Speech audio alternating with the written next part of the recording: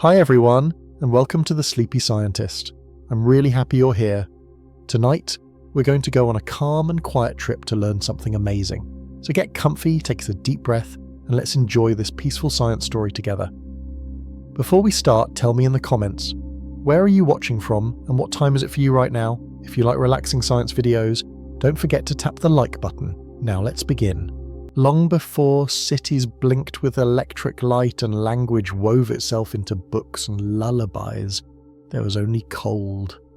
It wasn't the kind of cold that nips at your fingers on a winter morning, but a vast and endless hush that wrapped the world like a sleeping blanket of silence and snow.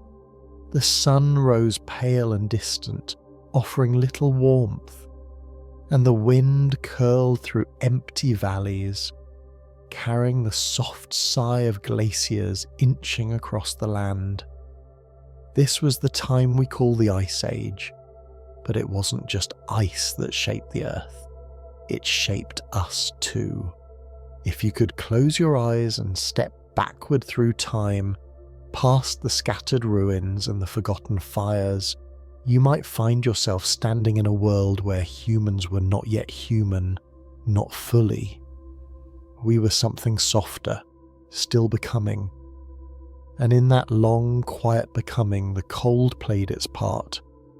Imagine a small figure, huddled near a flicker of fire in a cave pressed deep into the rock. Outside, the wind howls like a memory trying to get in. The child's hands are cupped around the flame, not just for warmth, but for something more, a promise. The fire is not just fire, it is safety, it is story, it is time itself, burning slowly in the dark. The cold outside forces them closer together, mother and child, elder and hunter, all pressed near the heat. And as they gather, something begins to spark, not just in the wood, but in the mind. Thoughts stretch, words begin to take shape. The need to survive births the need to share, and in the long hush of winter, storytelling is born. But the Ice Age did not arrive with sudden snow. It crept, it whispered. Slowly, the great glaciers descended, carving valleys, lifting mountains, and shifting oceans like a potter shaping clay. And as the land changed, so did the creatures who called it home. Animals grew thick coats and longer limbs. Plants learned to sleep through the long cold months. And among these adaptations, something stranger happened in us. Our bodies changed, yes. Bones narrowed, noses elongated to warm the air. But more importantly, our minds changed. The ice pressed us into puzzles. Food grew scarce. Paths vanished under snow. To survive, we had to imagine what couldn't be seen. Where the mammoth would migrate, where the hidden roots might grow beneath the frozen soil, where danger might wait beyond the next ridge. The cold asked questions, and our minds answered with imagination. Some scientists believe it was this very pressure, the need to predict, to plan, to remember, that began to stretch the folds of our thinking. Our brains didn't grow just for size, but for vision. Not the kind that sees with eyes, but the kind that sees with ideas. In the long dark of the Ice Age, we dreamed warmth. We painted animals on cave walls, not just because they were beautiful, but because they were sacred, remembered, hunted in both body and mind. The cold slowed the world down, and in that slowness, we had time to become more than instinct. We became memory. Let's drift deeper into that idea. Picture the great mammoth herds trudging across the frost-covered plains. Their breath steams in the air, clouds of warmth in a world of chill. Following them, always just out of reach, are small bands of humans. They are quiet, patient, watching. The cold forces them to wait, to think. They build tools not out of urgency, but out of care. A spear that breaks in winter might mean death, so every edge must be perfect, every lash of sinew strong. The cold teaches precision, it teaches patience, it teaches the long game. Even the way we formed our groups began to shift. In warmer climates, humans could live apart, separate, wandering through forests of abundance, but in the Ice Age, solitude was a kind of death. The cold pushed us together, made us rely on one another not just for hunting and shelter, but for meaning. A shared fire became a shared life. A shared story became a memory held between many hearts. We began to bury our dead, to honour what came before, to understand that life was not just breath but continuity. The cold gave us time to feel. In a strange way, the Ice Age also slowed time. Seasons stretched, days lingered. The urgency of life was replaced by the endurance of it. And in that slow unfolding, we learned to plan not just for tomorrow, but for winters yet to come. We began to think in circles, in cycles, of moon and sun, of cold and thaw, of birth and death. This sense of rhythm, of time as something that moves through and around us, may have begun as we watched the snow fall and melt, again and again. It was not just weather, it was wisdom. Our bodies carry that wisdom still. In the marrow of our bones, in the soft tissue of our memory, there is a record of cold. The way our hands seek warmth, the way we draw near to others in times of fear, the way we light candles when the nights grow long, all of these are echoes. Some scientists speak of epigenetics, the idea that the experiences of our ancestors leave marks on our genes, like footprints in wet clay. Perhaps the Ice Age left such marks, not just in our blood but in our minds, in our longing for home, in our need for light. And what of fire itself? It wasn't new when the glaciers came, but it became something more. It became ritual. It became center. Every tribe, every small group that braved the cold had its fire, and around that fire, songs were sung, ideas were shared, children were taught, and the past was remembered. Fire became a heartbeat that pulsed through the long winters, a defiance against the silence of snow. Some researchers say that the use of fire allowed our brains to grow even further by cooking food, freeing energy for thought. But perhaps it also grew our souls, if such a thing can be said, because fire taught us how to gather. So how did the Ice Age make us human? Not in a single moment, not with a sudden spark, but like frost etching itself into stone, like snow layering over time. It shaped us slowly. It carved out the hollow places in us where warmth would live. It pressed us inward, into thought, into language, into love. In a world where so much was cold, we learned to keep something warm alive, not just in fire, but in each other. And that warmth, that flicker passed from hand to hand in the deepest night, may be the first true thing we ever made. Now imagine this, a small figure again crouched in the cave. The fire is lower now, more ember than flame. Outside the snow falls quietly. The child is older, their eyes hold stories, and in their breath curling in the air you can almost hear the first whisper of something that sounds like us, something becoming human. Let's drift deeper now into the quiet between cold and thought, into the invisible bridge between survival and something more. When we speak of evolution, we often imagine bones stretching taller, muscles adapting, skin darkening or lightening with the sun. But the truest evolution of our kind may have been the slow awakening of inner life. And much of that awakening, gentle and profound, happened beneath skies thick with snow, beside fires that sputtered and clung to life, under the hush of ice that blanketed the world like a great remembering. The Ice Age didn't simply mould the Earth, it taught the Earth's children to listen, to adapt, to imagine futures that did not yet exist. And so we grew, not just outward in form, but inward in wonder. The cold, so constant and unmoving, taught us movement, not just across lands, though we did roam vast distances in search of warmth and game, but also movement within. To plan a hunt meant more than strength.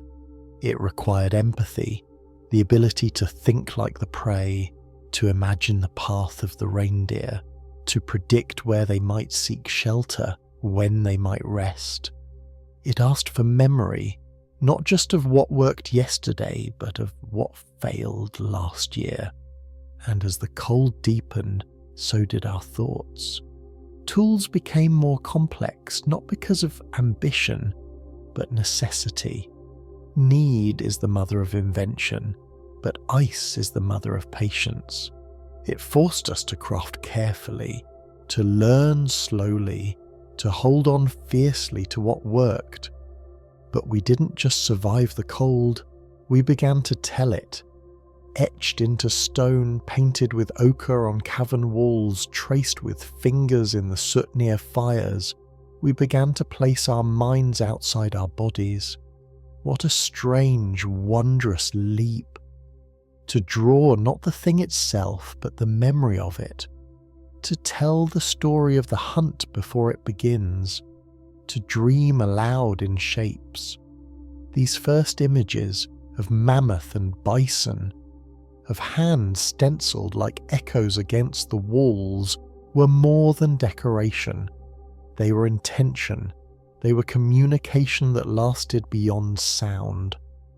And that kind of permanence may have been born from impermanence, because in the Ice Age, everything outside could vanish overnight, buried in snow. So we began to leave our minds behind in pigment and ash. This ability to dream in layers, to hold multiple thoughts at once, to imagine time moving forward and back, may have deepened as the glaciers expanded. Children growing up in such conditions were born into sens, into scarcity, into slowness. But from that stillness, their brains adapted not by speeding up, but by weaving more finely. Neuroscientists today explore how the brain processes time, language, prediction, and empathy. What's astonishing is that many of these abilities appear to share neural pathways, suggesting that to survive the cold we didn't just grow clever, we grew connected. We began to map not just the world outside, but the world within. Even the rhythms of our sleep began to shift. In endless winter, when darkness lingered for most of the day, circadian rhythms stretched and bent. The stars became companions. We learned to track them, to measure their patterns, to connect their slow dance to the cycles of the Earth.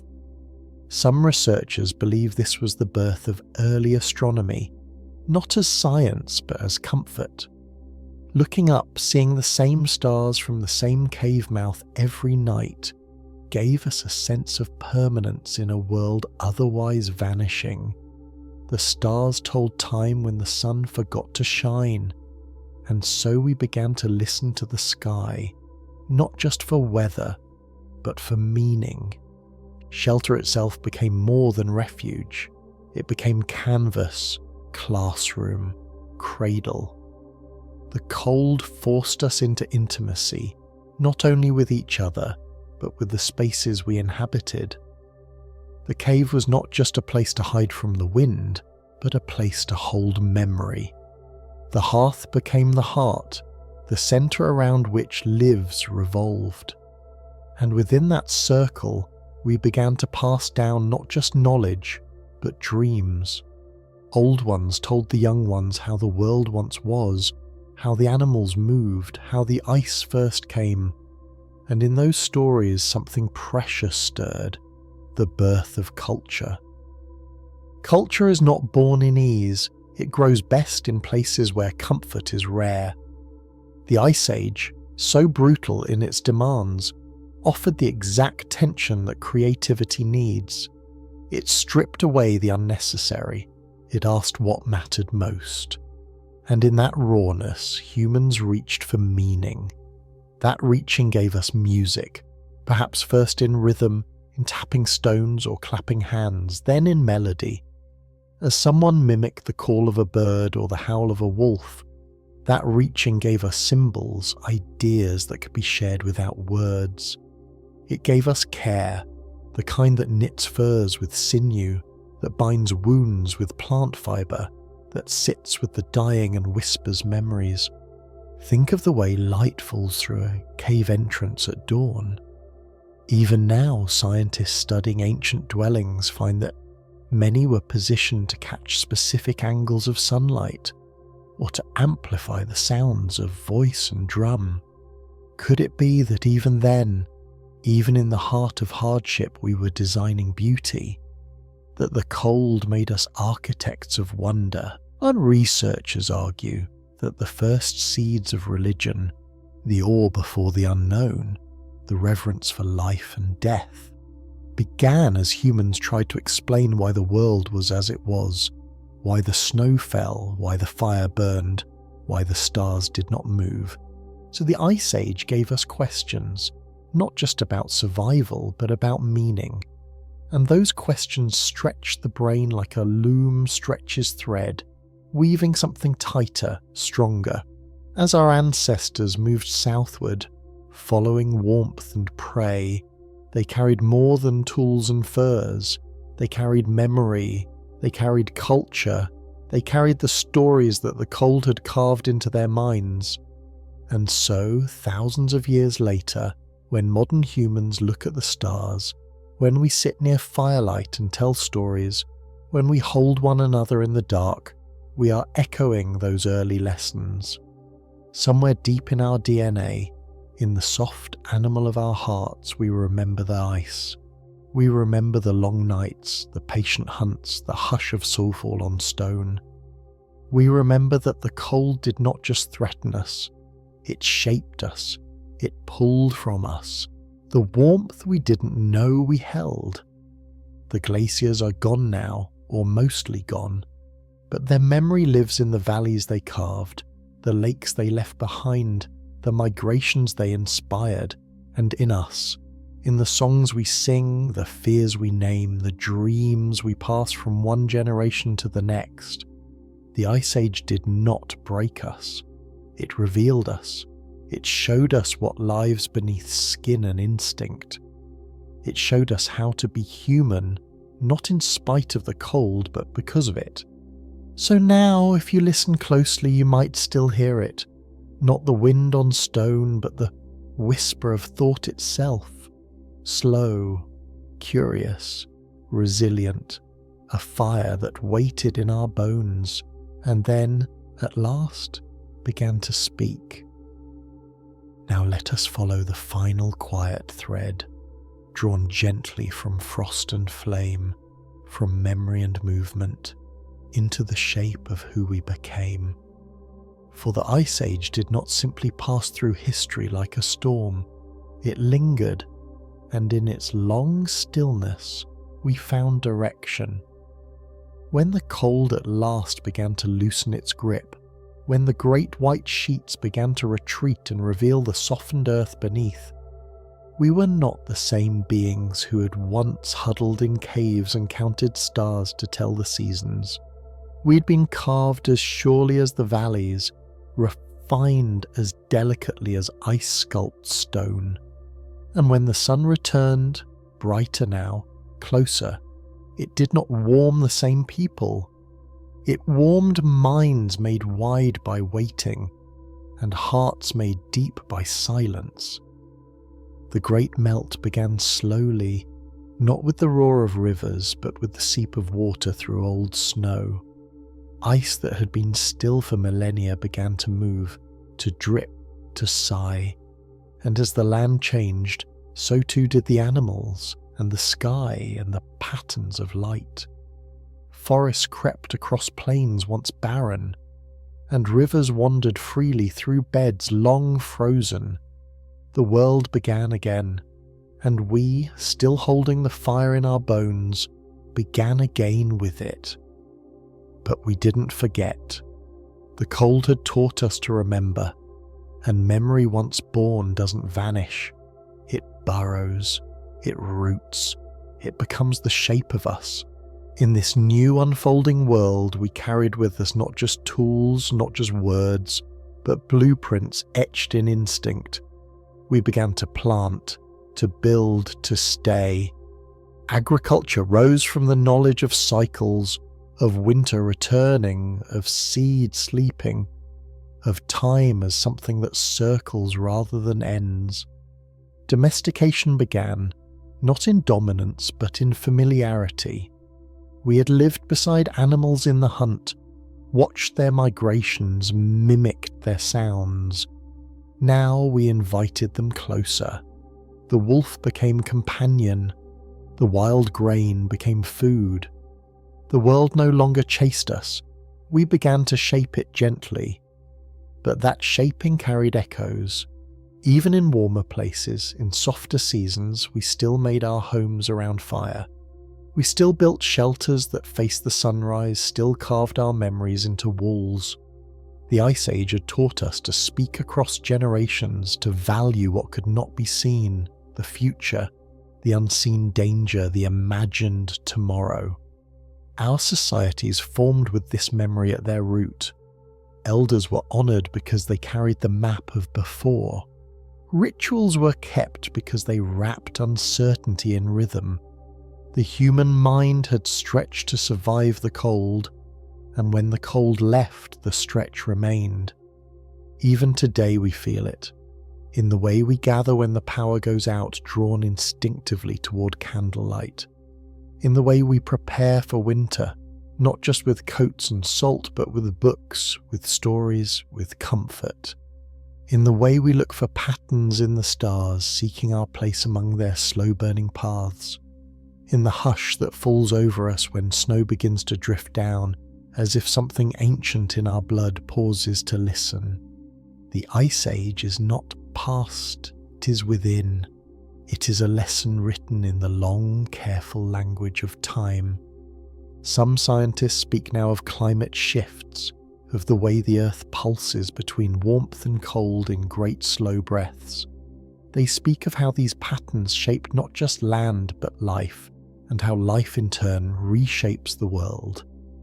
But beneath their data and models lies a quieter truth, that we are the children of cold and the keepers of warmth, that our intelligence, our art, our empathy, our ability to imagine what is not yet real, was sparked not in plenty, but in the hush of ice.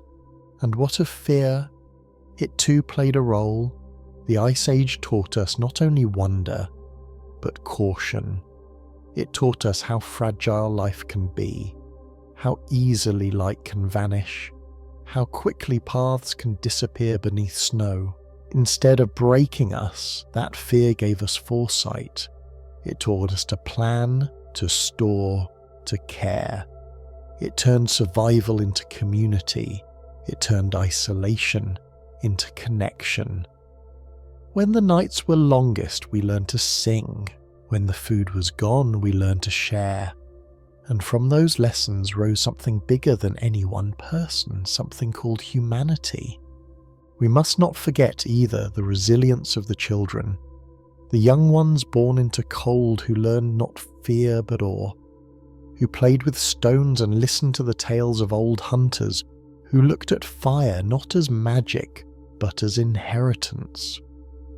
These were the ones who passed the world forward, who carried their ancient flame into warmer days. We owe them our laughter, our art, our hunger to know more. For it was they who turned caves into homes, who saw the lines of animals on walls and understood that this too was language, that a curved horn meant survival, that a painted sun meant hope. In many ways the Ice Age ended, but in some ways it continues still. The questions it raised have never melted. What do we do when the world turns against us? How do we find light when all seems cold? What stories do we tell when we are afraid, and which ones help us endure? These questions still echo quietly in every new challenge, in every new beginning. And the answers, shaped long ago in ice and ember, rise like steam from our modern breath. We adapt, we imagine, we endure. So now, if you walk outside on a winter night, and the wind brushes your cheek like a memory, and you find yourself drawn to the flicker of warmth behind a window, know that this instinct is not new. It is older than history. It is the whisper of the Ice Age, calling not with fear, but with the deep voice of becoming. You were shaped by silence, you were warmed by fire, you were carved by cold into a creature who dreams, and that dream passed from cave wall to canvas, from whispered tale to electric screen, is the truest thing you carry. The fire that waited in our bones is still with us, not just in hearths or wires or sunlit rooms, but in the way we hold each other when the night grows long, in the stories we tell when the world feels strange, in the warmth we share when the cold returns, and when we speak softly in the dark, when we listen with our hearts more than our ears. We are not far from that first human, cupped around a tiny flame, whispering into the snow a hope that someday someone would remember. The sky did not always feel so distant. Once it wrapped around the earth like a breath held close, filled with warmth and motion and the golden hush of soft light. But there came a time when that breath turned sharp. The sky grew colder, not angry, not loud, just still, like something had paused, forgotten how to exhale. Clouds thickened like blankets soaked in silence. The sun, once familiar and near, drifted further in its gaze, letting the land fall into shadow. And beneath that shadow life held its breath. This was not a sudden winter, not a season easily named. It was a forgetting, a slow unravelling of warmth, the long sleep of ice beginning again. Some say the shift began with the earth itself tilting gently as if turning away from the fire. Others speak of volcanoes, of ash flung into the sky like sorrow, veiling the sun. Still others point to rhythms older than memory, cycles etched in the dance of planets and dust. But however it began, the result was the same. The warmth receded, and as it left, something strange happened. Life did not wither, it deepened. Beneath the frost, under the thickening snow, roots reached slower but stronger. Creatures huddled, hearts beating softer, and in the quiet, minds began to wake. The animals were the first to feel the forgetting. The great beasts of the plains moved south, their herds quieter, tighter, as if drawn by some shared memory of warmth. Birds changed their songs, calling not to mate but to warn, to gather. Even the insects, so small and unnoticed, began to burrow deeper into the earth's skin. The cold was not just temperature, it was a message. Remember. And in response, life began to change its rhythm, no longer quick and blooming, but deliberate and watchful. Every breath counted, every movement mattered. The world moved slower, but it moved with intention, and we were there, thin-skinned and wondering, watching the sky with eyes that asked what it meant to be forgotten by the sun. We had no answers, not then, only instincts, only the slow forming of question inside our bones. Why had the days shortened? Why did the rivers crust over like shut eyes? Why did the air no longer smell of green, but of dust and ice and quiet? And in those questions, something flickered. Not panic, not despair, something quieter. A kind of listening. We began to read the world differently, not just in what it offered, but in what it withheld. A frozen lake was no longer a loss, it was a mirror. A snow-covered forest no longer empty but resting. We learned to see the shapes of animals in the snow, to feel the wind change before it arrived, to measure time in shadows and stars. The cold had taken the sun from the sky, but it had not taken wonder. If anything, wonder had grown sharper, clearer against the pale light, and in its reflection we began to change. Some of us followed the herds, always moving, always chasing the echo of warmth. Others stayed, burrowing into hillsides, turning caves into homes, learning the language of stone. In both paths, a new kind of thinking began to form, one that did not seek to conquer, but to understand.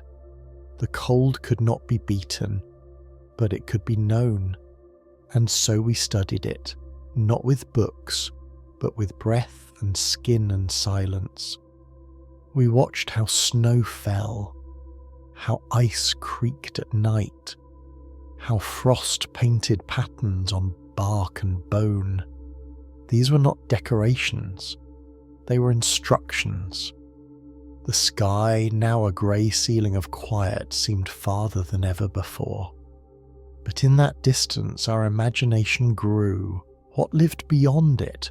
Why did it change? Where did the warmth go? And as we asked these questions, we began to tell stories, not just to explain, but to connect. The cold had drawn our bodies close. Now it drew our minds closer too. Around the fire we spoke of sun spirits sleeping, of sky gods turning their faces, of ancestors who once walked with warmth. These tales were not meant to be true, they were meant to hold us, to keep the shape of hope alive until the sun returned. Children listened, eyes wide in the flicker of flame, their small hands curled around stones warmed by the fire. They did not know a different world. To them, the sky had always been this quiet stranger. But in their dreams, passed down from the stories of elders, lived the memory of heat, of light that touched skin like a caress. And in that dreaming, something powerful stirred. The idea that warmth was not gone, only hidden. That even in the coldest sky, a secret glow remained. And so we waited, not passively, but with attention. We watched for the first signs of thaw, the drip from a branch, the softening of ice at midday, the early return of a bird too brave or too forgetful. These were moments of celebration, not because they ended the cold, but because they reminded us it could end. We learned to mark them, to name them, to hold them like treasures. A calendar made of noticing, a clock made of care. And even as the cold deepened again, as night came quicker and stayed longer, we carried those signs like warmth in our chest. We did not light the fire only for heat, we lit it for remembrance, for defiance, for story. It was our way of telling the sky that we had not forgotten what it felt like to be warm, that we remembered summer not as a dream, but as a promise the earth had once kept and might keep again. So when the sky forgot warmth, we did not forget. We became the keepers of it. We tucked it into songs, into painted walls, into careful footsteps across frozen ground. We learn that warmth was not just fire or sun, it was love, memory, imagination. It was the breath shared between mother and child in a snow-dark cave. It was the hand offered across ice. It was the voice that said quietly, "Wait, it will return." And in that waiting, in that whisper, something human took shape. Not soft, not fragile, but glowing, like an ember in the longest night. Let's follow that ember now, deeper into the folds of winter, where warmth is not gone, but hidden in the gestures we make when no one is watching. The sky, still heavy with its forgetting, hung above like a closed eye, and we, tiny beneath it, kept moving, kept tending, kept imagining. In the hush that blanketed the world, we began to understand that warmth was more than survival. It was meaning. It was the thread that stitched one heart to another, one generation to the next. And in the long night, we learned to weave that thread into everything we touched. The animals showed us how, bears curling tightly in dens, breathing slowly through months of darkness, foxes wrapping their tails around their noses, small fires tucked into fur. Even the birds, those that stayed, knew how to tuck themselves into bark, into cracks in stone, holding still until the sun remembered them. From them we learned stillness. We learned how to wait without despair, to conserve not only energy, but hope. And in the waiting, something else was born. Care. Not just of the self, but of others. A wounded hunter, no longer left behind, but carried. A child fed first. An elder, sheltered in the warmest place. These were not rules. They were instincts, sharpened by cold, polished by necessity, and transformed into kindness.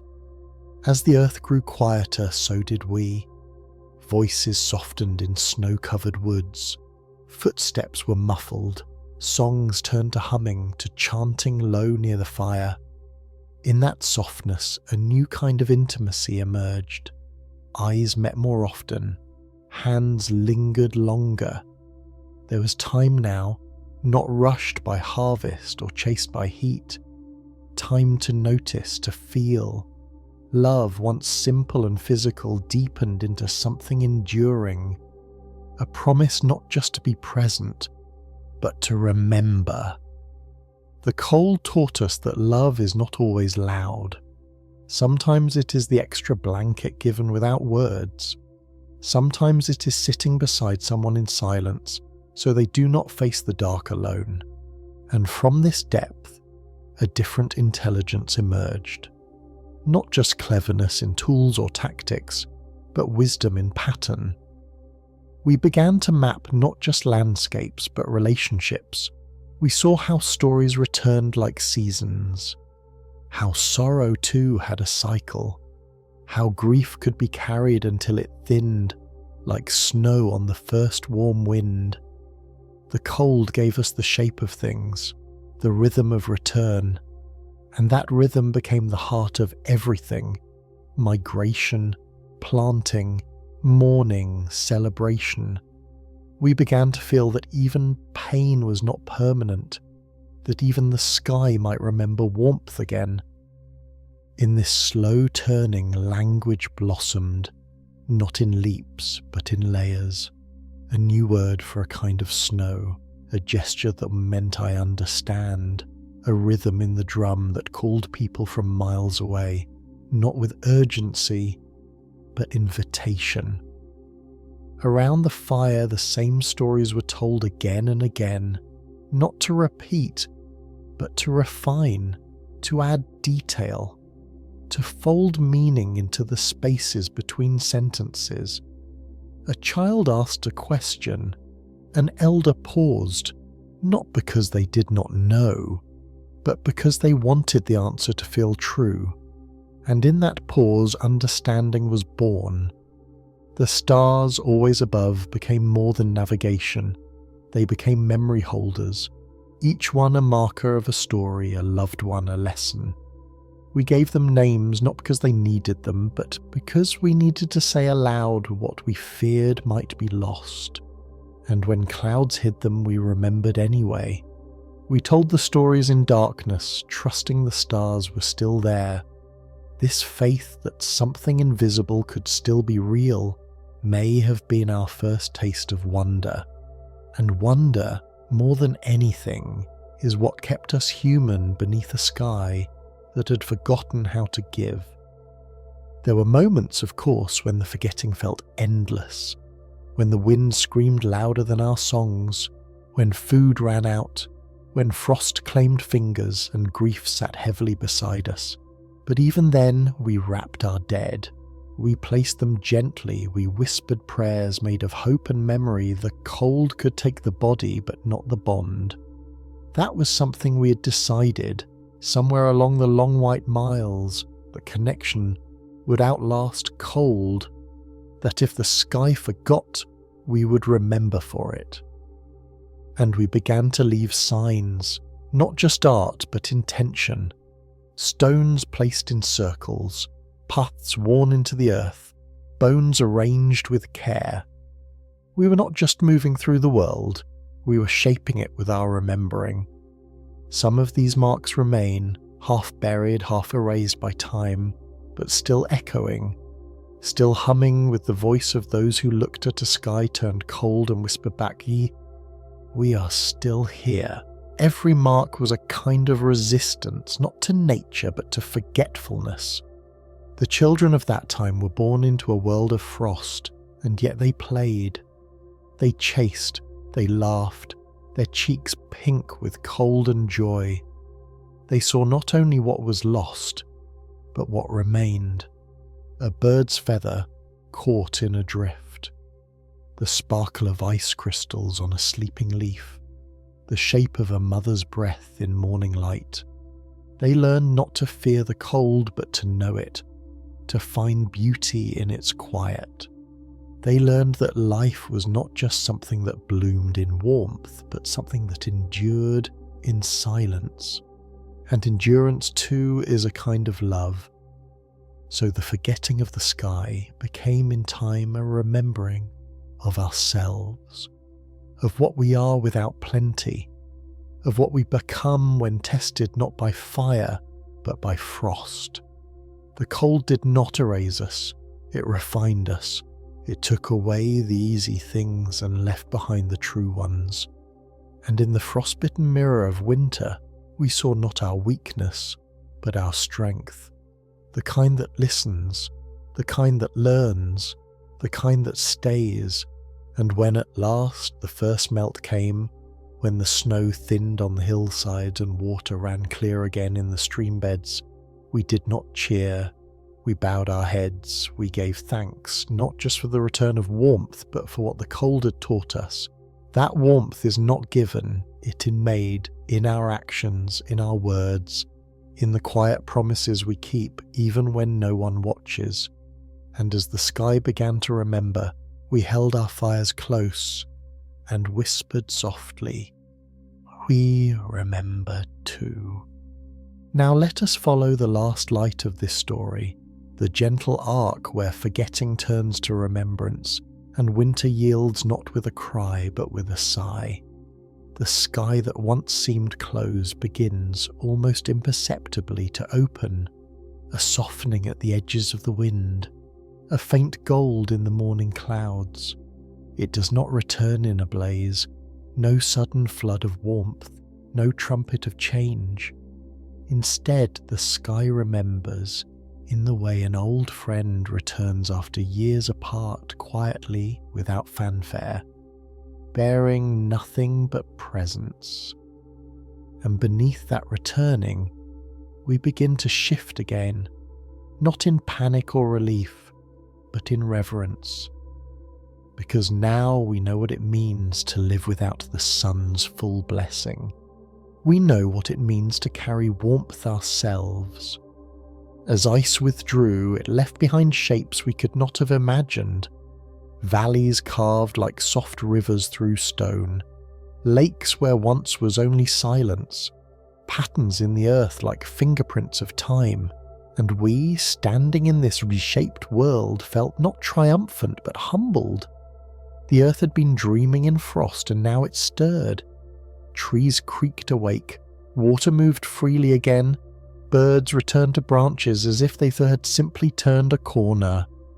Yet everything they landed on had changed, and so had we.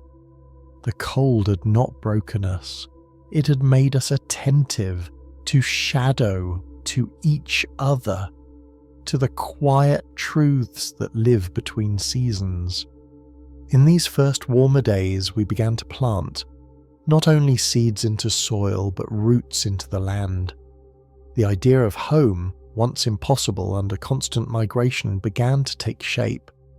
We remembered the places where snow had melted first, where berries returned soonest, where the wind felt kindest. These memories became maps, and these maps became homes.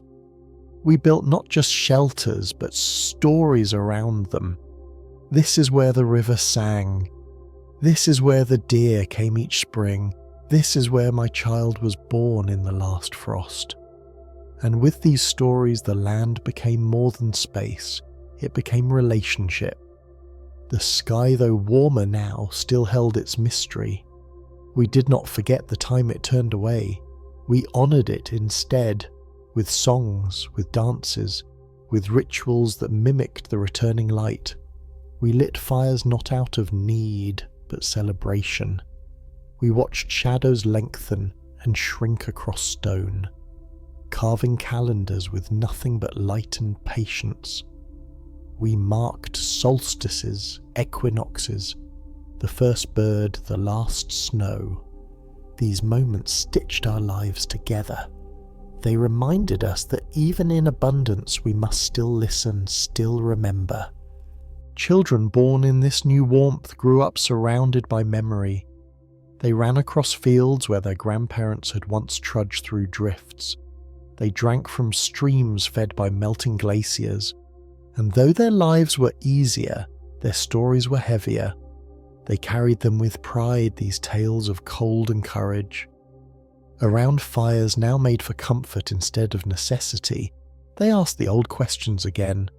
Why did the sky grow cold? Why did it return? And the answers, still shaped in metaphor and metaphor shaped by truth, were given gently.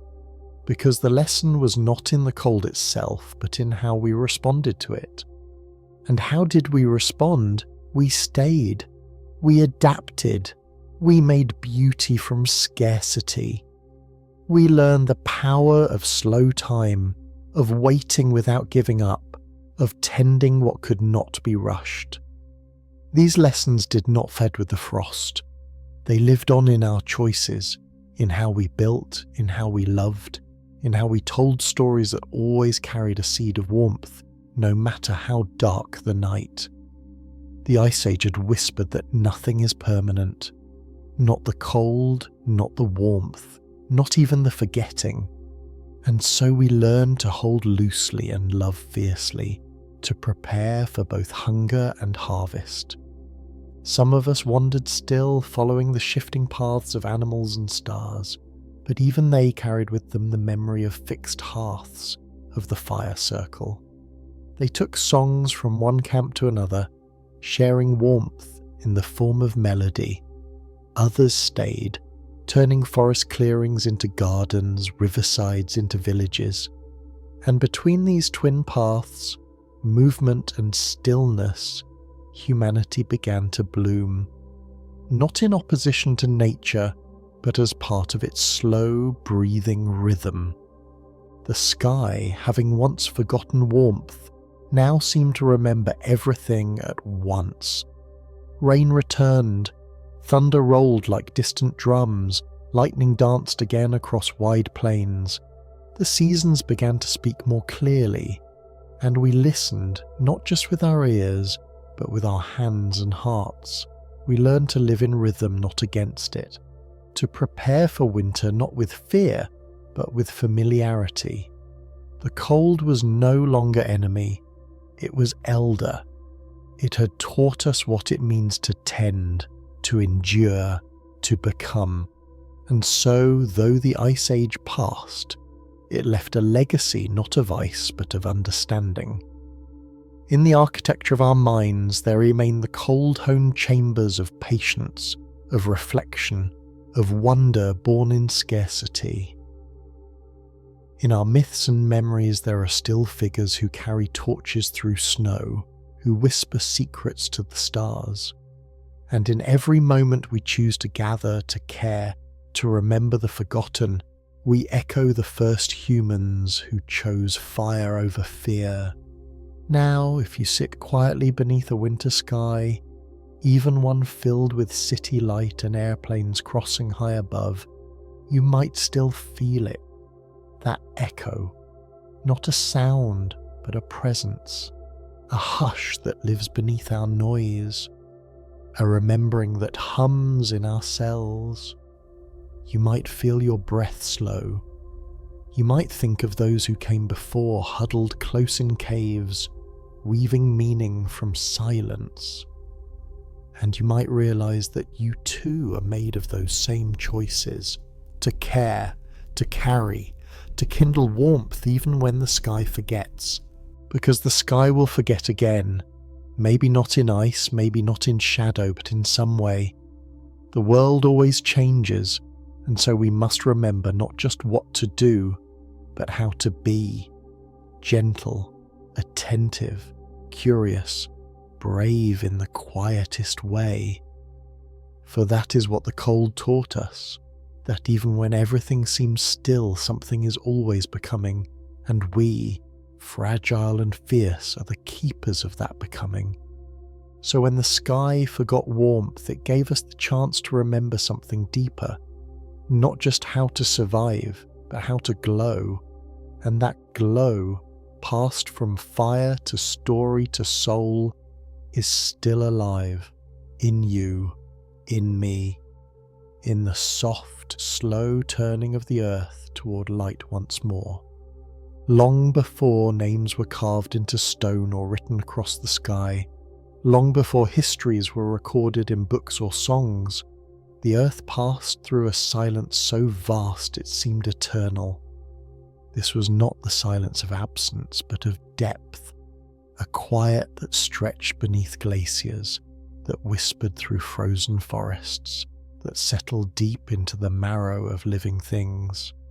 It was the age of ice, but also of memory, for though the ice itself would one day melt, it carried within it a kind of inheritance, a slow, crystalline record of what had been, what had endured, and what was quietly becoming. Imagine standing atop a glacier that has not moved in thousands of years. The air around you is so still, so sharp, that it seems to hold time itself. Beneath your feet lies not just frozen water, but a library. Each layer of ice tells a story, of ash that once rained from volcanoes, of air once breathed by ancient trees, of storms that howled long before our kind had language. Trapped within these layers are tiny pockets of the past, invisible to the eye but preserved with patient precision. Some scientists call these ice cores the memory of the atmosphere, and perhaps they are right, because ice, more than anything, remembers. And we, though we did not always know it, were shaped by that remembering. As glaciers crept slowly across continents, carving valleys and shifting oceans, they rearranged the very canvas upon which life would be painted. Rivers were redirected, mountains were ground down, soil was deposited in places it had never been. And in the wake of this slow reshaping we emerged, not suddenly, not completely, but gradually, like mist rising from morning ground. We did not yet know what we were becoming. We only knew that the world was vast, cold and changing, The animals around us adapted first. Thick coats, broader hooves, longer migrations, they followed the rhythms of freeze and thaw. Instincts honed over generations, and we followed them. But unlike them, we did not simply adjust. We questioned. Why did the herds vanish for months at a time? Why did some return and others not? Why did the sky crack open with light and sound during certain seasons? In asking, we began to remember not just events but patterns. And this ability to hold patterns in the mind, to carry knowledge not just in blood but in thought, was perhaps our first true inheritance from the ice. It was not just our paths that changed, but our bodies. Evolution, slow and unseen, touched our bones. Our limbs grew suited for travel across snow. Our skin adapted to the loss of sunlight. But more than these visible shifts, there were changes in the unseen spaces, in how our brains began to light up in response to challenge, how our social bonds deepened in response to shared struggle. The cold did not just harden us, it softened us in ways that mattered. It made us gather, it made us care. In the heart of winter, when the night stretched long across the horizon and the air grew too still to speak, we found solace not in solitude but in closeness. Families curled together, bodies sharing heat. Stories were told not as entertainment but as survival, reminders of what to fear, what to seek, what to remember. Around the fire, elders passed down more than tales. They passed down maps made of memory, songs that marked seasons, myths that explained the unexplainable. These stories were not distractions, they were blueprints.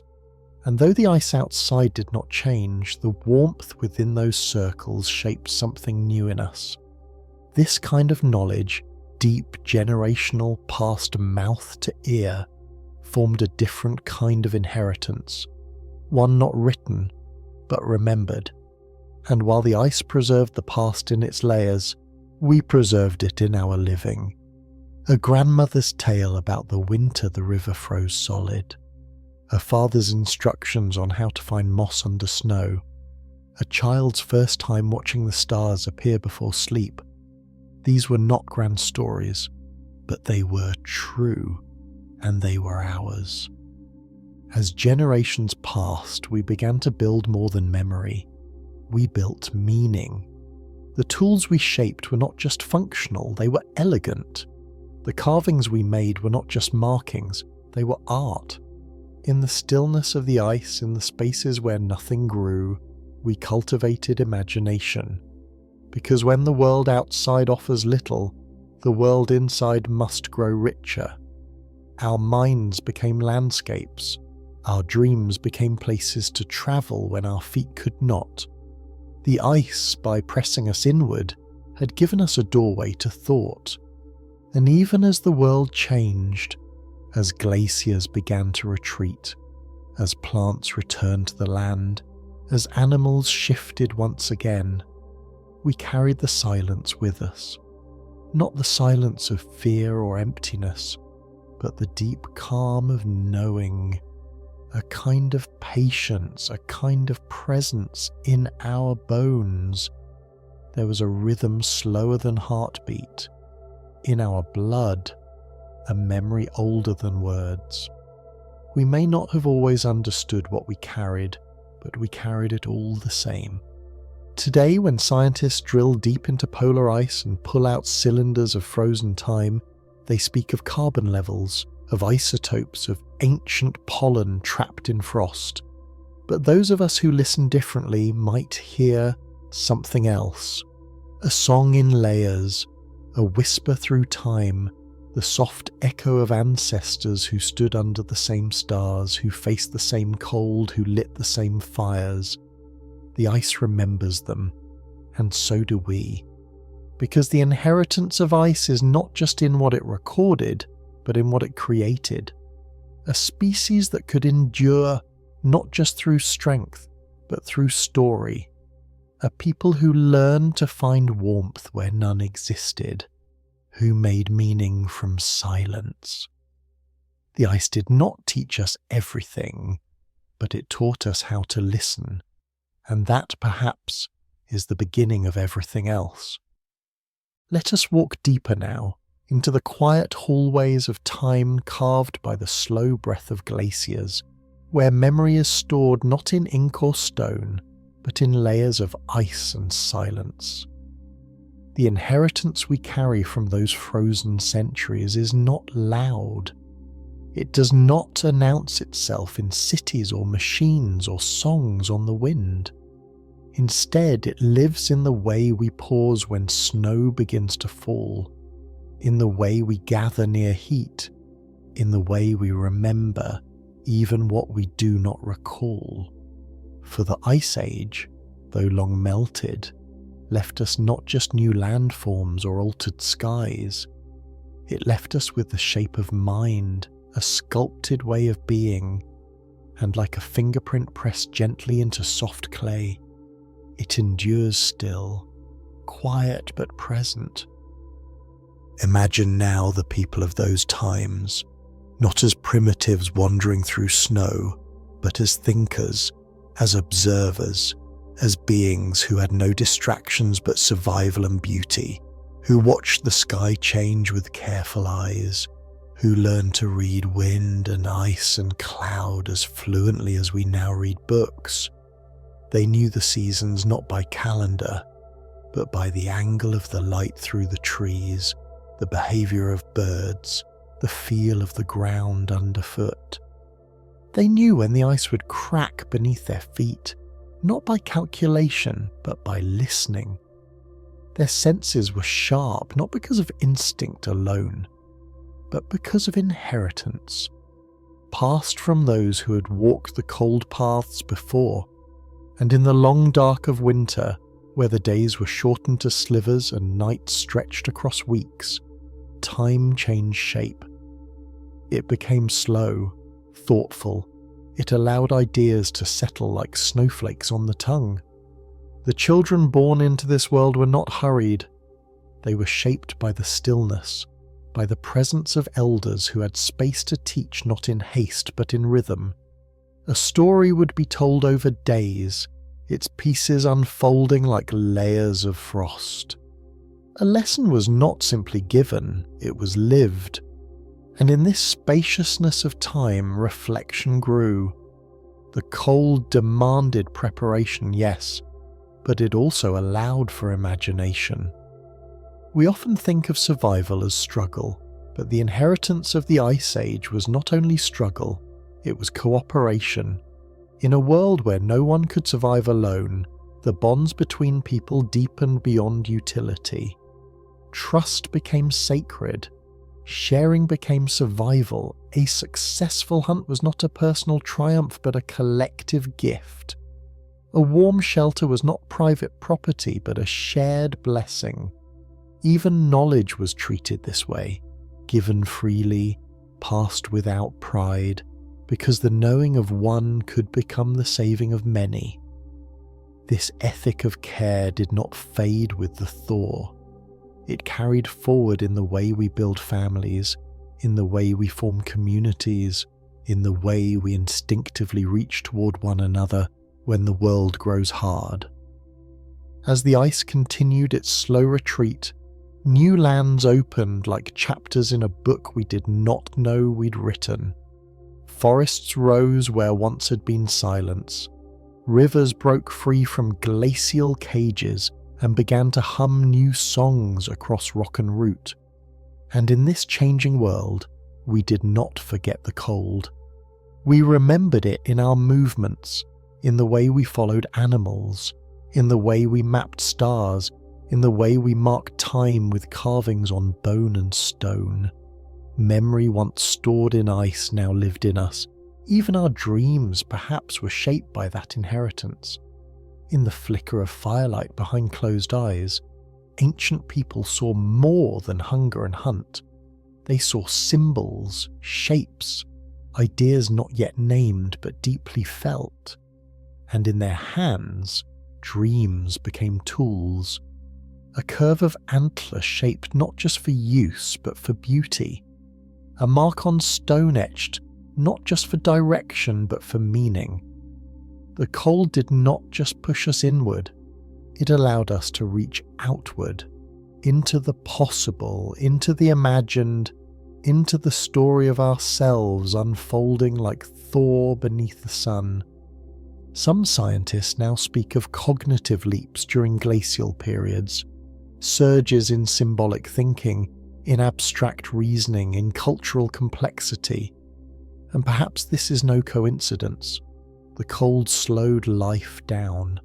It offered fewer distractions. It demanded awareness. In that awareness, we began to see ourselves not only as part of the world, but as storytellers within it. We became the keepers of memory, the holders of flame, the translators of silence. The Ice Age did not give us this directly, but it gave us the conditions where such things could grow. We began to bury our dead not just with food and tools, but with care, with red ochre, with carved beads, with symbols painted on the walls of their resting places. This was more than ritual. It was remembrance, an early form of history written not in books, but in gesture, a way of saying we were here, we loved, we endured. Even in death, the inheritance of the ice remained, gentle, deliberate, slow, a kind of reverence for the unseen. And in our songs too it lingered, melodies that mimicked wind across rock, rhythms that echoed the crunch of snow underfoot, harmonies that rose and fell like the arc of day through a pale sky. Music, some say, began in those caves, in those shelters where voices sang to keep spirits close. Not songs of celebration, but songs of staying, songs to tether us to one another, to remind the sleeping that they were not alone. And from those songs came language, and from language, civilization. So the inheritance of ice was not ice itself. It was the way we learned to wait, the way we learned to watch, the way we learned to hold light close when the world grew dark. It was in the way we passed down knowledge, not through writing, but through warmth, through time, through patience. And even now, as we build with steel and light and speed, that inheritance glows in us, in how we slow down in snowfall, in how we light candles when power fails, in how we sit quietly beside those we love, saying nothing, sharing everything. And perhaps that's the truest gift the ice gave us. Not tools, not strength, but the awareness that time is not to be rushed, that life is not only in action but in reflection, that endurance is made not of muscle but of meaning, and that within each of us lives a quiet, ancient knowing, a wisdom formed in the hush of long winters, passed through hands that once trembled near fire and now reaches forward, still glowing into every story we tell. Let us follow this thread to its end, soft and winding, like a snow-covered path fading into spring. The inheritance of ice does not vanish when the last frost melts. It lingers not in the landscape alone, but in the hearts of those who walked through it and came out changed. The cold may have retreated, but what it taught us stayed. It taught us to listen to the quiet, to find beauty in the stillness, to know that even in the hardest seasons, something tender waits beneath.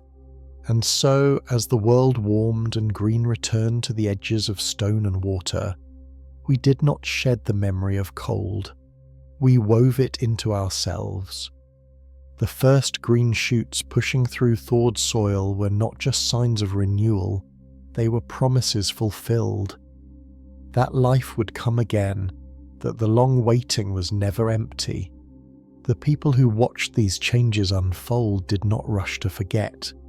They carried the cold with them, in their stories, in their habits, in the way they noticed every small return. A bird song was a triumph, a breeze that smelled of moss instead of ice was a blessing. The shift in the sky's colour from pale steel to warm blue was an invitation to feel again, not just warmth on the skin, but hope inside the chest. And yet, even as life quickened, something in us remained slow, not sluggish, but considered. The cold had carved new spaces in our minds, rooms where thought could echo, where ideas could sit and breathe before becoming speech. We did not rush to fill the silence. We honoured it because it had taught us everything. In the silence we had become watchers, in the silence we had become listeners. And now, as the world softened again, those skills became gifts. We saw more, heard more, felt more deeply. The memory of ice had made our hearts porous. As new generations were born into warmer times, they inherited more than land or tools. They inherited the rhythm of those who came before, how to sit beside a fire and wait without speaking, how to offer food with no expectation, how to recognize sorrow by the tilt of a head. These weren't lessons taught in words. They were passed through gesture, through closeness, through the repetition of care. Children watched elders mend clothes with bone needles, carve stories into wood, trace stars with their fingertips. And though the sky no longer threatened frost each night, the reverence for it remained. Some would say that the past is lost when it no longer serves us, but the inheritance of ice is not practical in the way tools are. It is emotional, spiritual, a way of being that whispers through generations even when forgotten by name. It is the way we instinctively gather when someone falls ill, the way we light small flames during the darkest months, the way we write poems about snow as if it were a memory rather than a thing. These are not accidents, they are echoes. And in those echoes we are reminded that we do not live apart from what came before. We live within it. There were people who walked upon a land newly freed from ice, who built homes beside rivers that had once slept beneath glaciers, who planted seeds in soil formed by the grinding of ice on stone. Their lives were easier, perhaps, but they did not forget the silence. They built their calendars around the solstices. They honoured the return of light with fire. They created myths, not just about gods of sun and rain, but of frost and storm and shadow, because they knew that balance is born not from abundance, but from remembering what it means to go without. And so the inheritance of ice wove itself into language, into architecture, into the lines of songs and the shapes of tools, into the stories passed down not because they were useful but because they were true, that once, long ago, the world was still and white, that people survived not because they were the strongest, but because they were the most connected. That warmth is a shared thing.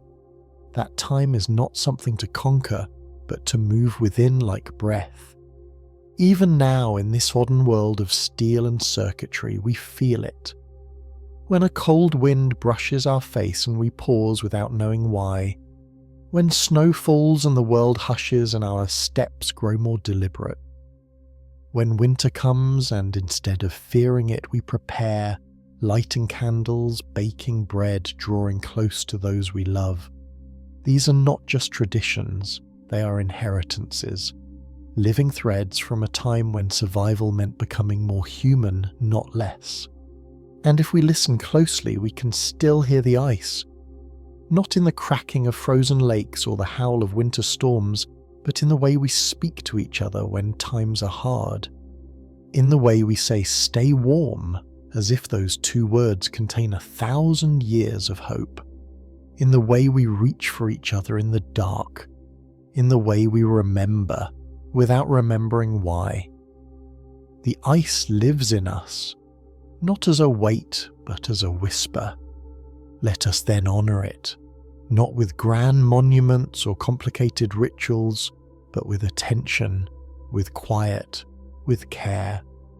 Let us remember that the cold shaped not just our history, but our hearts, that the slow passage of glaciers did not erase life, but invited it to grow inward, to become tender in its toughness, generous in its endurance. Let us remember that the ice did not only freeze, it preserved. And what it preserved was not just air and pollen and the fossils of mammoths. It preserved a way of being, one that is still possible, one that still glows in the ember of every fire, in the hush of every snowfall, in the patience of every story told by soft voices in the dark. So when you see snow fall again, or feel the wind sharpen against your skin, pause, breathe, listen. You are not alone in that moment. You carry within you the silent inheritance of ice. It waits not to be understood, but to be felt. It is the stillness in your bones. It is the warmth you offer. It is the oldest part of you, quiet, resilient, and full of light. There was a time when thought did not yet have shape, when it hovered like mist behind the eyes, weightless, unspoken, felt more than formed. The brain, though already there, pulsed with instincts, not stories, reaction, not reflection. But then came the cold, not a single winter, nor even a single age, but a long aching hush of frost that slipped across generations like a shadow that never left. And under this enduring quiet, something changed. The mind, like a lake sealed beneath ice, began to deepen. The cold, with all its slow demands, gave us space, not to panic but to ponder, and in that pondering thought took shape. The cold did not bring immediate brilliance. It brought problems, sharp, biting, endless-viewed problems. Where to find food when nothing grew, how to move when the snow made each step a burden, how to survive when the wind stole warmth from skin like a thief in the night. But these problems weren't solved with muscle. They required memory, imagination, experiment. A spear too short would not reach the mammoth. A fire too small would die before morning. A path taken too late would vanish beneath a snowdrift. Each mistake was not just a loss, but a lesson. And the brain, that soft electric sea, began to remember. In remembering, it began to connect. What worked yesterday might work again tomorrow. What failed could be avoided next time. Slowly, painfully, thought moved beyond the moment. It reached behind, it leaned forward. The brain became not just a place of reaction, but of pattern. And patterns, once recognized, led to prediction. And prediction, that strange ability to picture what does not yet exist, became the quiet revolution of our kind. Some say it was language that built civilization, but perhaps it was cold that built language. In warmth, needs are simple, obvious. In cold, they become layered, subtle. A mother might look into her child's eyes and see not just hunger, but weariness, or fear, or the small spark of question. And from this depth of seeing came the need to name, to shape the unseen into something shareable. A grunt became a gesture became a word, and a word became a world. The cold did not teach us how to speak, it taught us why to speak. And then came the stories, not as entertainment, but as guidance. A tale told by firelight of a journey gone wrong was not a warning, it was a map. The hero who strayed too far into the snow was not a character. He was a memory, living on to protect the next wanderer. The story became the container for thought. It held experience in a way that could travel, could be passed from voice to ear without losing its warmth. The shape of thought, once scattered like snowflakes, began to settle into lines, into rhythm, into meaning. Even the brain itself changed. Scientists now study how the neocortex, the part of our brain responsible for higher thinking, began to expand during periods of intense environmental stress. The cold and its unrelenting challenge forced us to use more than reflex. It required planning, cooperation, anticipation. Neural pathways began to light up in new sequences, not just reacting to the world, but constructing inner worlds. Worlds of memory, worlds of possibility, worlds of what if. And within these inner worlds, art was born not for survival, not for shelter, but for expression. A handprint on a cave wall, a spiral etched into bone, a necklace made from shell. These were not necessities. They were reflections of inner experience. The cold may have pushed us inward physically, but that inwardness grew a new kind of seeing, one that could take the shape of an antler and turn it into a symbol, one that could take a dream and turn it into a song. The brain, honed by hardship, found beauty in its own echo. There is something paradoxical about cold. It halts motion. It stiffens the body. It seems to stop time, but for the mind, cold was an invitation to slow down, to notice, to stretch. In the long hours of darkness, thought was no longer crowded by action. It could unfurl. It could reflect. And in that reflection, the first questions were born. Not how, but why. Why does the sky grow pale? Why do we dream of light? Why do we fear what we cannot see? These questions had no answers, and so they made more space, and the shape of thought expanded to fill it. The cold made us collaborative, not just in action, but in mind. We learned that one person's memory, when shared, became knowledge. That knowledge, when passed through a circle of minds, became wisdom.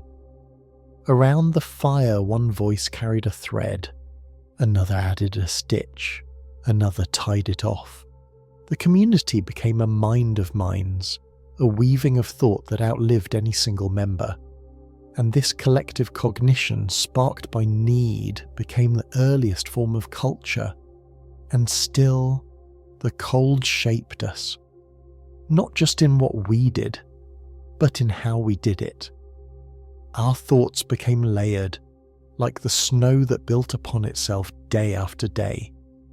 We learned to think with nuance, to weigh one idea against another, to imagine two things at once, a forest that offered wood but also hid danger, a stranger who might share or steal, a sky that promised spring but still held winter.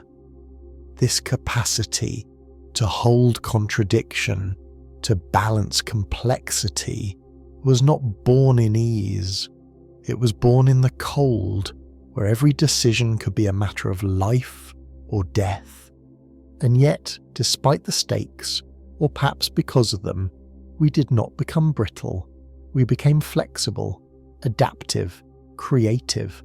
When one method failed, we tried another. When one path vanished, we forged a new one. The shape of thought, once rigid with reaction, became fluid with invention. We began to imagine not just solutions, but possibilities. What if we built shelter not just from branches, but from bone? What if we shaped stone not just to cut, but to carve? What if we followed the stars, not just the herds? The cold asked these questions without words, and we, shivering but curious, answered in thought.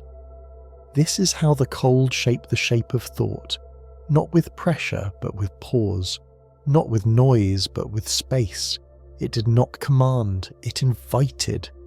And in that invitation, we found ourselves thinking not just to survive, but to understand, to wonder, to dream. And though the glaciers have long since receded, their lessons remain in the structure of our minds, in the stretch of our questions, in the warmth of our ideas formed long ago in the heart of frost. Let us step deeper into the folds of that thought, its shape still forming, its edges softened by time, its pulse echoing through everything we now do. Because once the mind learned to stretch beyond instinct, it never stopped stretching. And what began as response to the cold, a flicker of awareness in the dark, soon became a fire of its own. In every cave where hands traced animals on walls, in every circle where stories turned into songs, in every gesture of kindness passed across frostbitten days, the mind expanded, not just in knowledge, but in depth. The cold had forced us to think differently, but it also gave us space to think more deeply, and in that space wonder bloomed. The cold did not give us answers, it gave us questions, and the questions changed us. Not all at once, but gradually, like the slow dripping of ice melt into stone, carving paths not with force but with persistence. What is fire? Where does the light go when it leaves the sky? Why do some animals vanish only to return again? These were not just questions of survival. They were the beginnings of philosophy. And philosophy, at its heart, is the shape of thought bending back on itself, asking not only what, but why we ask at all. Children growing up in the long winters learned early that not everything could be explained. Some nights the stars were hidden.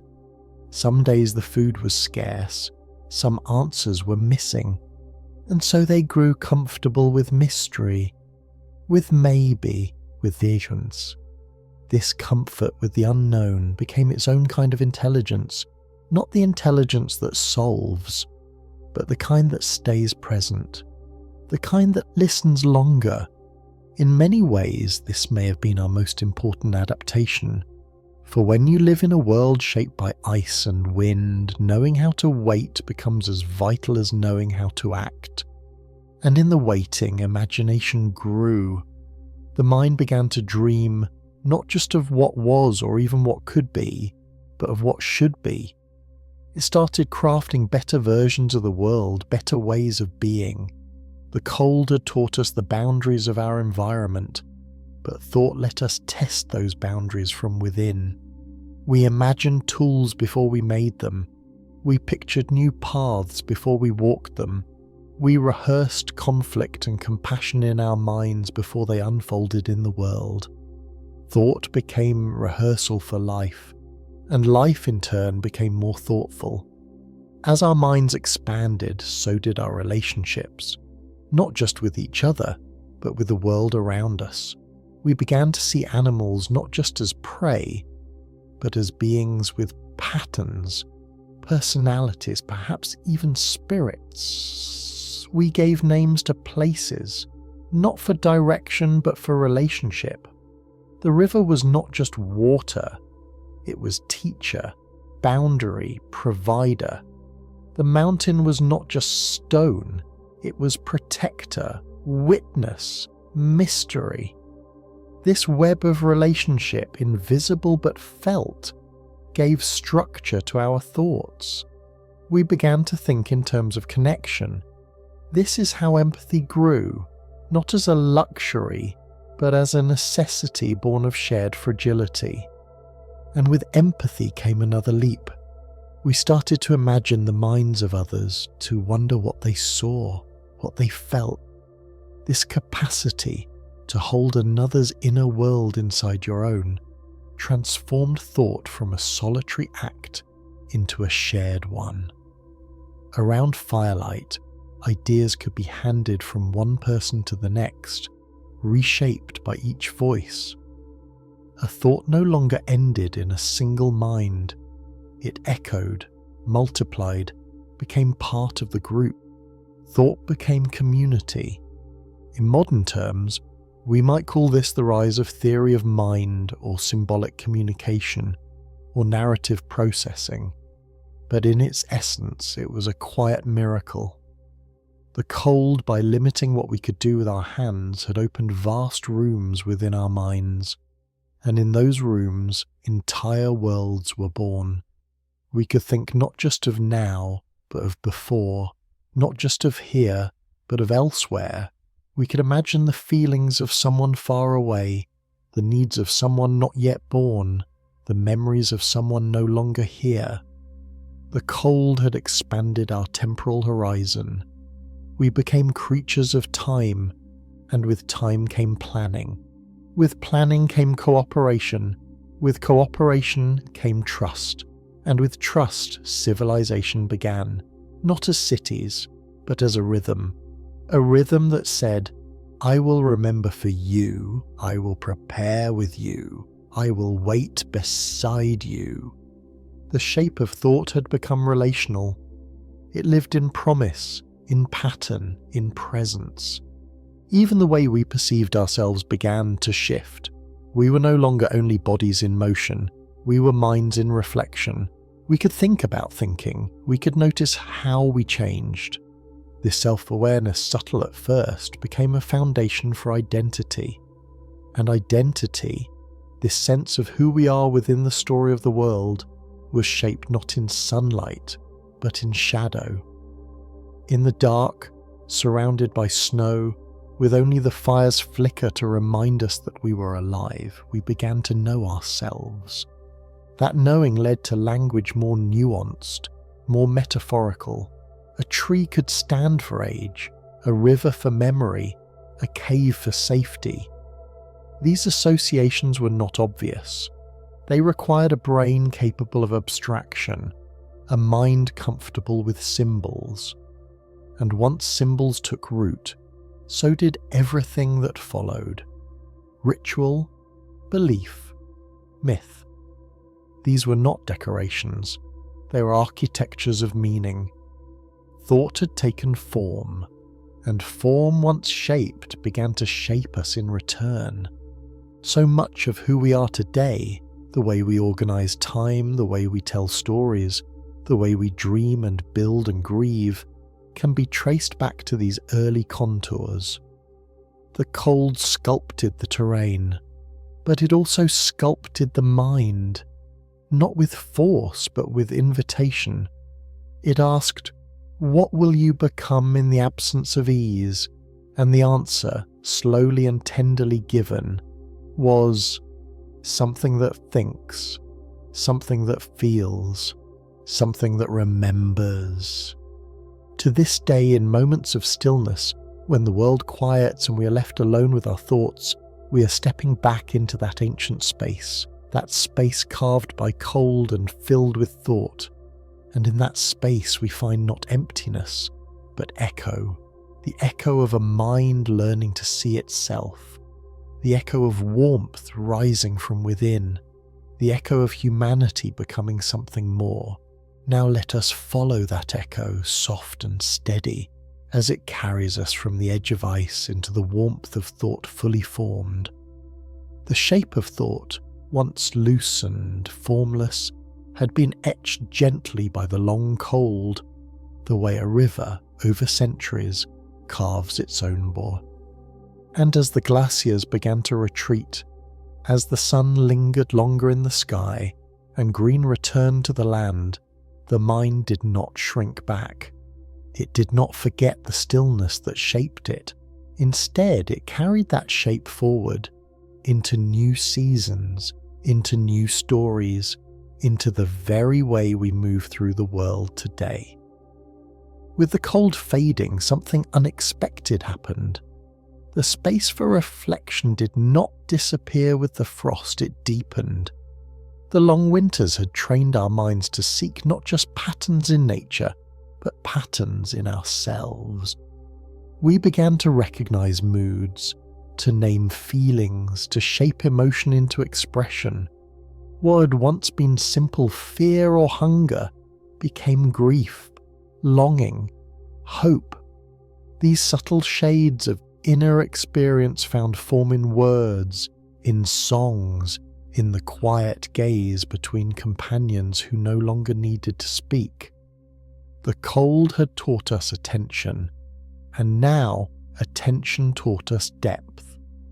We began to map not just the stars but the soul. We saw that thoughts had currents, that memory had tides. A dream could be more than an echo, it could be a guide. A fear could be more than a warning, it could be a story waiting to be understood. And as we shared these inner landscapes with one another, we discovered that thinking was not a solitary act. It was a bridge between minds, between generations, between what is and what could be. And so the shape of thought became layered, like the rings of a tree grown slowly through hardship. Each ring held a season, a lesson, a change. The child who once wondered at the stars became the elder who taught their pattern. The fire once kindled against the dark became the hearth where questions were asked and answers shaped not from certainty, but from shared curiosity. Thinking was no longer about solving, it was about connecting.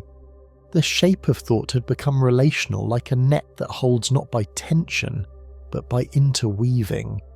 Even our sense of time evolved with this new way of thinking.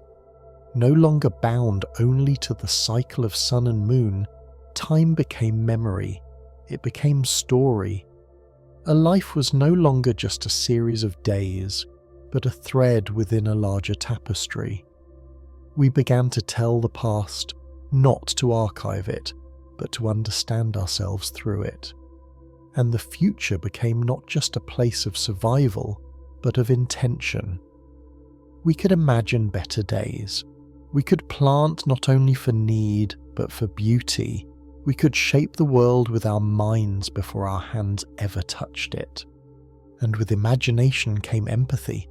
The cold had forced us to think about others, to predict their needs, to understand their fears, to share what little we had. But now, in this warmer world, empathy grew into something richer. It became a way to see ourselves in others, to feel joy at another's fortune, to ache with their sorrow. Thought became mirror, and in that reflection, humanity found a new kind of strength, not in dominance, but in compassion. We began to craft not only tools and shelters, but systems, ways to live together, to share power, to resolve conflict without blood.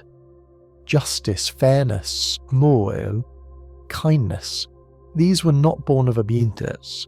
They were born of necessity, refined by thought. The mind shaped by cold had learned to ask, what is right? Not just for me, but for all. These moral questions, whispered first in the cave, began to echo through every village, every gathering, every generation that followed. Art flourished, not only as decoration, but as declaration. The shape of thought made visible, painted on stone, carved into wood, woven into cloth. We used metaphor to speak what could not be said directly. We used rhythm to carry feeling. We used silence to let meaning rise slowly. This was not luxury. It was language in its highest form, a way to bring the inside out, a way to make shared spaces of the unseen. And so the cold, though gone from the fields, remained in the corners of the mind. It reminded us to slow down, to listen longer, to wonder more deeply. It reminded us that not all knowledge is urgent. Some truths arrive only in silence. Some connections form only in the pause between words. The shape of thought, sculpted by centuries of frost, became our most lasting inheritance. And in every decision we make with care, in every moment we choose reflection over reaction, we honour that inheritance. Even now, when we find ourselves in uncertain times, When the future grows cloudy or the present feels cold in new ways, that shape remains. It guides us, not with answers, but with presence. It reminds us that the mind, like the fire, burns brighter when tended slowly. That understanding grows not in haste but in attention, that the deepest thoughts are not the loudest but the ones that linger. So when you sit in quiet and feel your mind begin to wander, not out of distraction but out of wonder, know that you are stepping into an ancient rhythm, one that began when the sky was pale and the nights were long, one that has carried your ancestors through frost and fire, shadow and sunrise, one that still whispers in you, shaping the way you think, the way you dream, the way you love. Because the cold did not end when the ice melted. It ended when it finished its work, and its work was not to freeze us, but to awaken us, to mould the formless into form, to teach the mind how to stretch, how to hold light, how to speak softly in the dark. That is the shape of thought, and it is beautiful, and it is still becoming. Beneath the snow, where the world grows quiet and time seems to slow to the rhythm of breath, there is a kind of sleep so deep it becomes memory.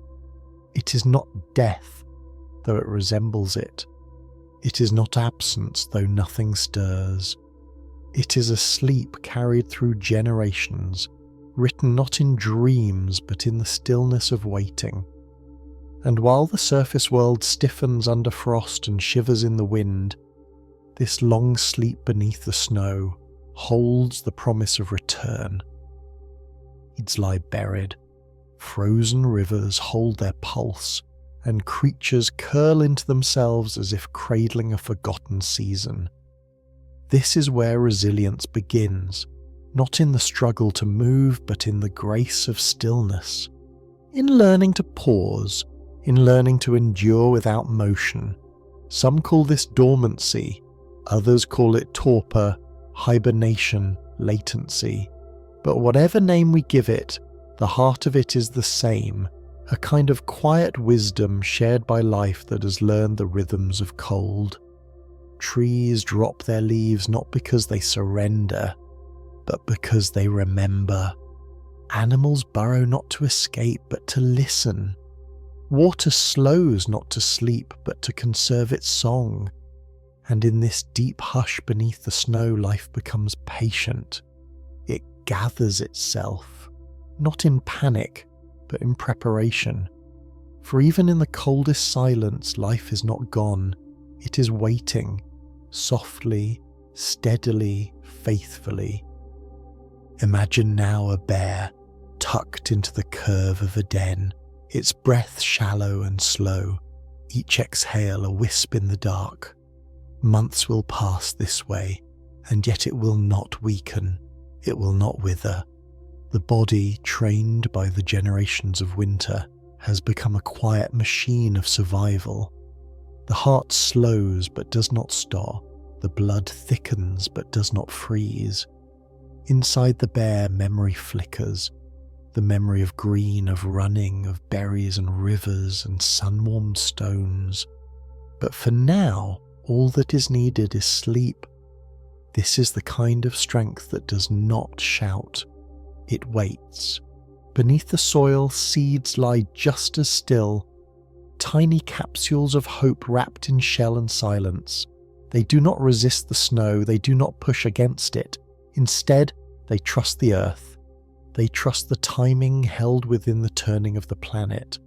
When the warmth returns, they will know. When the melt comes, they will rise. But not before. This is not weakness. This is wisdom. To wait until the moment is right. To hold potential like a secret until the world is ready to receive it. And so they sleep beneath the snow, blanketed by time, becoming slowly what they are meant to be. Humans too have known this kind of sleep. Not in the same way, perhaps, but in spirit. In the way we grow quieter in winter, in the way we turn inward when the light grows thin.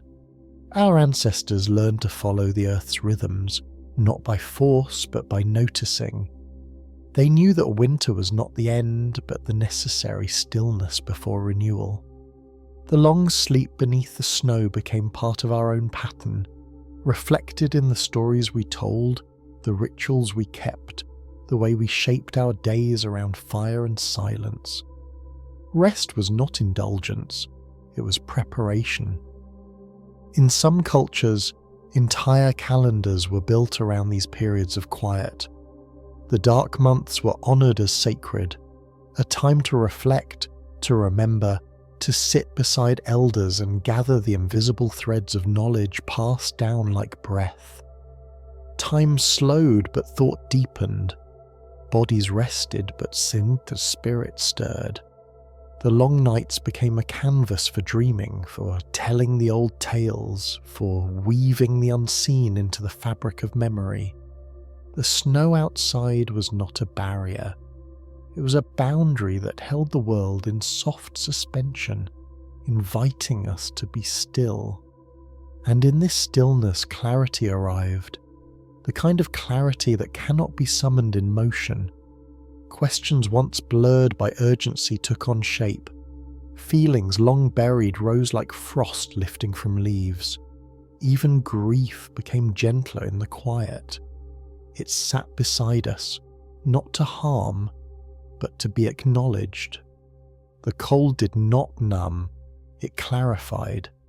It pared away the noise, leaving only what mattered. A warm bowl, a shared story, a hand held through silence. The long sleep beneath the snow was not just biological, it was spiritual.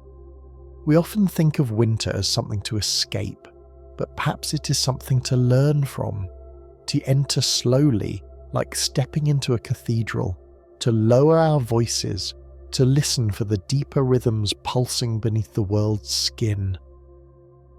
Winter, after all, is not barren. It is full of rest, full of waiting, full of unseen transformations. Roots strengthen, soil replenishes, bodies heal, minds wander into places untouched by summer, and beneath the snow, where no eye can see, life prepares itself for rebirth. There is a rhythm here, ancient and trustworthy, one that says, now is not the time to bloom, now is the time to gather, to sink, to become seed again. The long sleep beneath the snow honours this rhythm.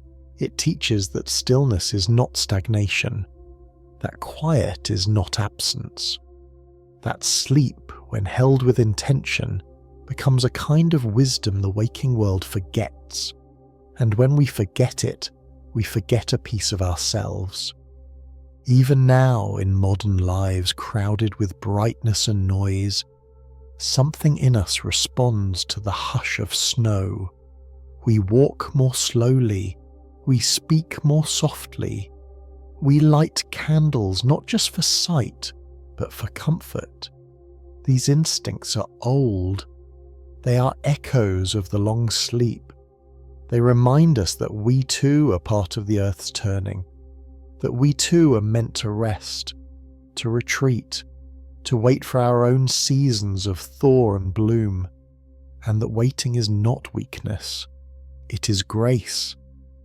So when the snow begins to fall and the world grows quiet, let it be an invitation to pause, to breathe, to remember that beneath the surface life is never still, it is gathering, it is dreaming, it is becoming.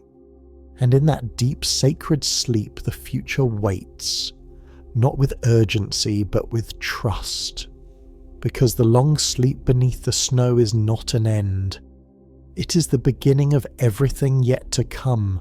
Let us now follow the breath of that sleep, deep and steady, as it curls beneath the frozen surface like a song without sound.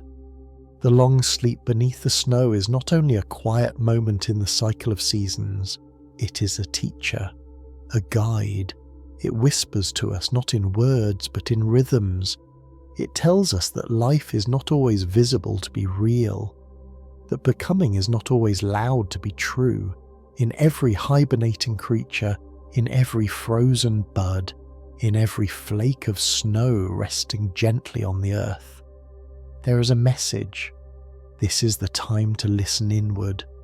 This is the season when growth does not reach, but roots. Take the example of a tree, tall and proud in summer, whispering with leaves, dancing with the wind, but in winter it withdraws. It does not die. It pulls its energy deep within, beneath bark, beneath surface into its core. The tree trusts the process. It allows itself to become bare, vulnerable, exposed to the elements. And yet even in this bareness there is power. Its roots are busy in the dark. It grows in places we cannot see. It prepares, not urgently, not anxiously, but faithfully. This kind of growth is not for show. It is the kind that lasts. Beneath the snow, this story is repeated again and again, in bulbs that wait silently for spring, in frogs that slow their hearts to a near standstill, in bears that rest in hidden dens. The earth itself seems to take a long breath in, holding it through the darkest months. And we, though removed from nature in many ways, still feel that breath in our bones. We crave rest. We long for pause. Our minds grow heavy with the weight of constant doing, and something in us whispers, "Stop. Be still." Sleep, too, is sacred. But stillness is not easy. In a world that celebrates speed and action, stillness can feel like failure. And yet the natural world reminds us it is essential. The snow that covers the land is not a threat. It is a shield. It protects. It insulates. It softens the harshness beneath. No is not deadness. It is care. A blanket offered by the sky, saying, "Rest now. The world will wait." And under that blanket, life does not end. It gathers strength. The Inuit people, who have lived for generations in the arms of winter, have words not only for snow, but for its textures, its behaviours, its moods. To them, snow is not one thing, it is many, a living presence with its own language. And in learning to name it, they also learn to live with it, to respect its sounds, to move within its boundaries, to accept its invitation to slow down. This kind of wisdom is not written in books. It is felt in footsteps, in breath, in the space between heartbeat and hush. In these long months of slowness, communities become something different. They gather inward. Fires are lit not just for warmth, but for togetherness. Meals are cooked not in haste, but with intention. Conversations stretch like candlelight, soft and warm and unhurried. The long sleep beneath the snow is mirrored in us, not as isolation, but as intimacy. We learn each other in winter. We speak less, but listen more. We sit side by side not to talk, but to be. And in that being something opens. Ideas that were buried in the rush of brighter days begin to rise. Feelings that were pressed beneath the noise of summer begin to breathe. The cold does not silence us. It invites us to hear ourselves again. It strips away distraction, and in that space we find clarity. We remember the sound of our own thinking. We remember what matters. The long sleep beneath the snow is not an escape. It is a return. A return to what? To rhythm, to balance, to the truth that we are not machines meant for endless motion, but creatures meant for cycles, activity and rest, doing and dreaming, movement and stillness, and it is in honouring both halves that we become whole. We are not less alive in the quiet months, we are more inwardly alive. Our minds become landscapes, stretching into thought, into memory, into meaning. We grow inwards the way roots grow deeper when the surface freezes. Even the animals that remain awake change. Their behaviours soften. The fox listens more closely. The deer tread more carefully. The birds sing less, but their songs are clearer. In winter, noise does not vanish. It refines. And so do we. Our days may shrink, but they hold more presence. We become aware of light, the way it falls across snow, the way it catches in frost, the way it slips into windows like a blessing. We notice things we missed before, the quiet beauty, the subtle shifts, the signs that nothing is ever truly still. The long sleep beneath the snow is not a story of waiting to begin, it is a story of becoming while still. It tells us that even in moments when nothing appears to change, everything is changing. The caterpillar in its chrysalis, the seed in its shell, the heart in its resting rhythm, they are not idle. They are transforming, and so are we. In winter, we are allowed to retreat, not to disappear, but to return more fully, more honestly, more ourselves. There is an elegance in this kind of growth. It does not seek applause. It does not rush. It honours the process. And when spring comes, and it always does, what emerges is not something brand new, but something ancient made new again. A green shoot, yes, but also the memory of its sleep. A bird's call, yes, but also the silence it emerged from. We are shaped not just by what we do, but by what we pause to feel, and the long sleep beneath the snow gives us that space. So if you feel tired in the cold months, let yourself rest. If your thoughts slow, let them wander. If your energy dims, let it soften. You are not broken, you are becoming. Just like the land, just like the animals, just like the seeds and stars and rivers and trees. The snow is not the end of motion, it is its quiet partner. And in honouring that stillness, we remember how to grow without rushing, how to heal without noise, how to live, even in sleep.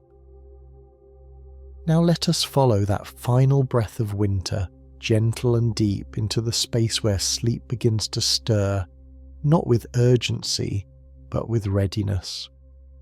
The long sleep beneath the snow was never meant to last forever. It was always meant to prepare, to soften, to nourish what would come after. And now, as the light stretches slightly longer across the sky, and the air hums with the subtlest warmth, everything hidden begins to listen. The bear shifts in her den, not fully waking, but remembering.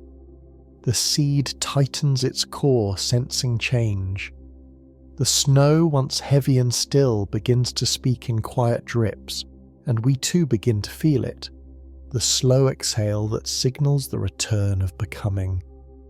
But awakening from such sleep is not a leap. It is a gradual unfolding, like petals easing open in dawn light. After deep stillness, movement feels foreign, delicate. We stretch not because we must, but because something inside us leans toward the sun. In this moment there is no rush.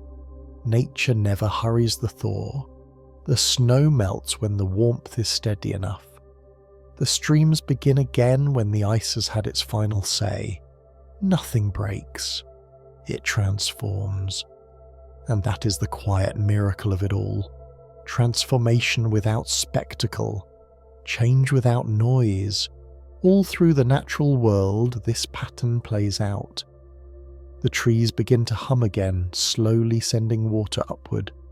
The buds appear as if from nowhere, though their arrival has been months in the making, Beneath the soil, roots stir, deep and unseen. What was resting begins to move.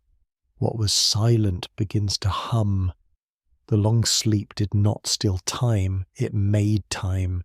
It gave space for restoration, for repair, for deep, invisible weaving.